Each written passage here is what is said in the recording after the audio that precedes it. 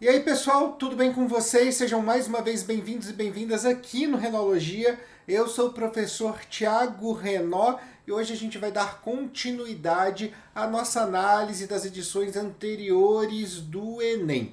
Na primeira parte, nós discutimos um pouco sobre a questão da escassez do Banco Nacional de Itens, das políticas do MEC, discutimos se vai ou não repetir questões, né? Até teve um comentário no vídeo dizendo que parece que o MEC abandonou essa ideia. Eu ainda não vi essa confirmação, mas estou atrás, trago para vocês essa informação assim que eu tiver. Bem, o fato é que o Enem 2022 está um pouco nebuloso quando a gente olha para frente. Então, vale a pena a gente olhar para tudo que foi cobrado em tempo de abundância de questões no Banco Nacional de Itens.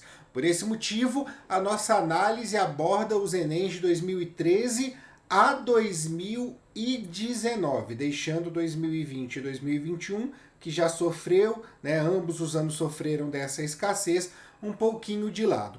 O que a gente vai fazer a partir de agora é olhar para cada uma das sub-áreas da biologia. Nós falamos o número total de questões de cada sub-área no vídeo anterior. Vamos olhar um pouquinho para cada uma dessas sub-áreas e poder falar um pouco de quais são os temas principais que caíram dessas sub-áreas nas edições anteriores.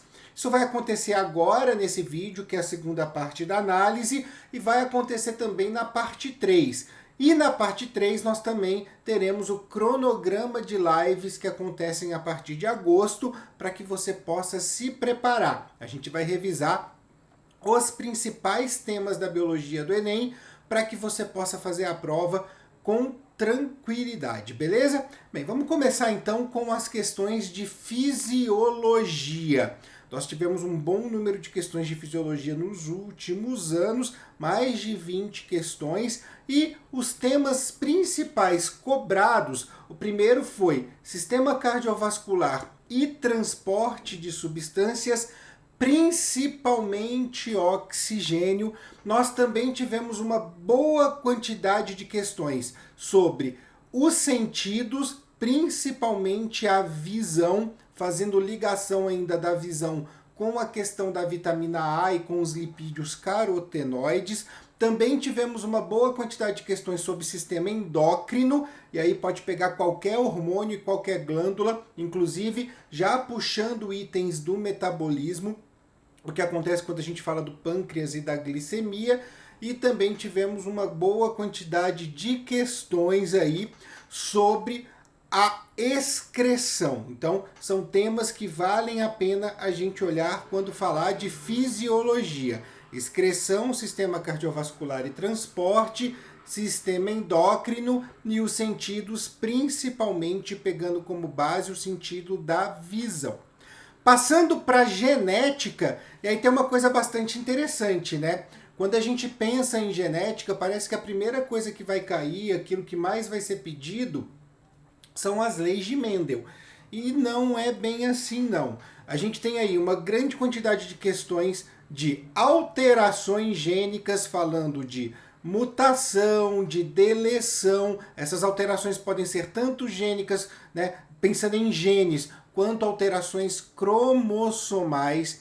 Também tivemos uma boa quantidade de questões sobre o código genético, que vai puxar os itens lá da citologia, falando da questão da síntese proteica. Tivemos também uma quantidade considerável de questões de herança dos tipos sanguíneos, né, os sistemas sanguíneos, tanto a ABO quanto o RH, e questões de poligenia e interações gênicas. Inclusive, o Enem de 2019 e o Enem de 2018 trouxeram questões que você tinha as bandinhas de um exame de DNA e tinha que trabalhar aí a questão das descendências, ou pelas características, ou para escolher aquilo que não era filho e tudo mais, mas tivemos aí questões de poligenia e de interações gênicas consideráveis, então são temas bastante importantes.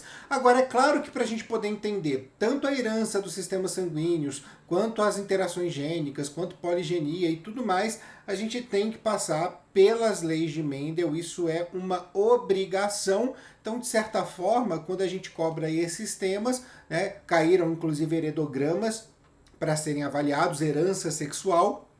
Quando a gente cobra esses temas, é impossível simplesmente cobrá-los sem despertar no aluno o conhecimento, né? Sem buscar no aluno o conhecimento sobre as leis de Mendel, beleza? Caso de evolução, um número menor de questões sobre evolução, mas o maior tema pedido dentro de evolução são os processos evolutivos. Não cobra muito a origem da vida, a questão das teorias de Darwin e Lamarck também foram muito pouco cobrados, mas os processos evolutivos, entre eles a questão da especiação, são bastante cobrados e precisam aí da nossa atenção, serão devidamente revisados nas lives também. Então, anota tudo que eu estou falando, anota esses temas principais, porque eles são importantes, tá? Até para que você já possa começar a se preparar. Um dos outros temas, né, uma das outras sub-áreas que mais cai no Enem é a citologia. E nesse caso aqui, o que mais se pede são as questões relacionadas ao citoplasma da célula. Falo de organelas citoplasmáticas e suas funções e toda a dinâmica que necessita compreender, que é importante da gente compreender que acontece no citoplasma.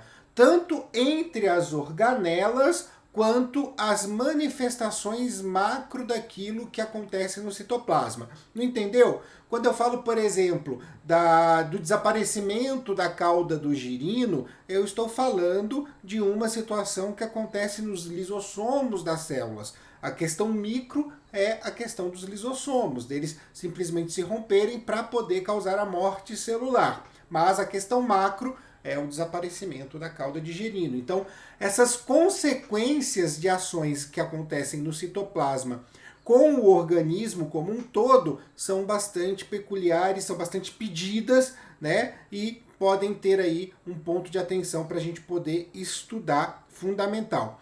Depois das questões citoplasmáticas, o que mais se pede são as questões de membrana, tanto da composição da membrana plasmática quanto da questão dos transportes. E aí vale ressaltar mais: difusão facilitada e também a osmose, tá? Fundamentais, então faz os seus esqueminhas, tem já vídeo no canal falando sobre isso, é bastante importante, não se perca, porque é um tema que pode ser bastante cobrado e você pode encarar ele no Enem.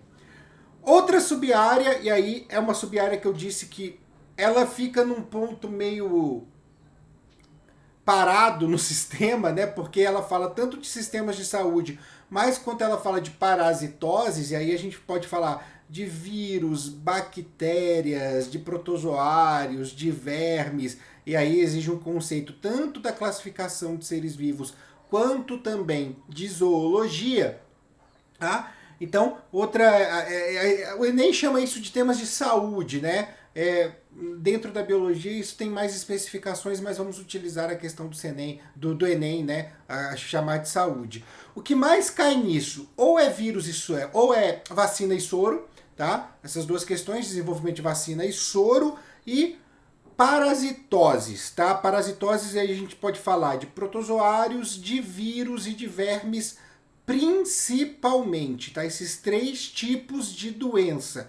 E aí é bastante interessante que quando a gente fala de vírus, a gente faz a ligação com soro e vacina. Quando a gente fala de protozoários e de vermes, o que ele mais pede? Conhecer o ciclo reprodutivo, porque muitas vezes ele fala de medidas profiláticas, que o ciclo reprodutivo te dá a resposta, ou então ele te apresenta um determinado vetor, um hospedeiro intermediário, para que você possa compreender de que doença está falando. Então, estudar ciclo da malária, ciclo da doença de Chagas, tá? Amebíase, teníase, estudar giardíase, isso é bastante importante porque nessa sub-área da saúde que o Enem chama de saúde, esses temas são bastante corriqueiros. E o último subtema da biologia que a gente vai falar no vídeo de hoje é a biotecnologia. E aí, principalmente, a gente vai ter questões da biotecnologia voltadas para a genética, tá? Falando aí de reprodução assistida, falando de seleção artificial, falando de clonagem, tá? Esse é um tipo de coisa, transgenia, esse é um tipo de coisa bastante comum de se aparecer no Enem. É biotecnologia, mas quando a gente fala de biotecnologia, não tem jeito de simplesmente falar, ah, biotecnologia é uma sub-área da biologia. Não, ela puxa conceitos de outras áreas.